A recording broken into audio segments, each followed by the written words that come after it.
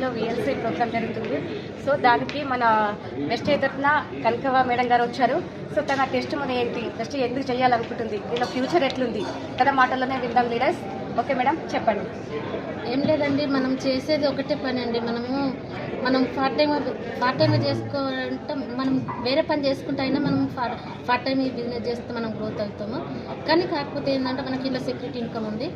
నేను security income గురించి వచ్చాను. నాకు నా భర్త చనిపోతే నేను రోడ్డు మీద ఉన్నాను.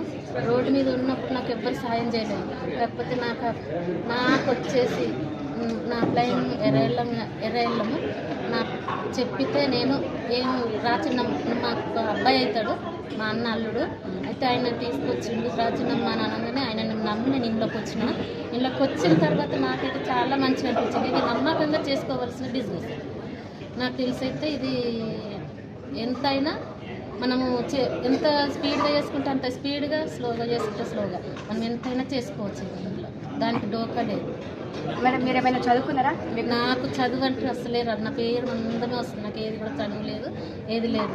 అసలు వీళ్ళు రాసుకుంటూ ఉంటే వీళ్ళని చూస్తున్నా అంతే తప్ప నాకు చదువు రాదు. మీ ఏజ్ ఎంత ఉంటుంది మేడం?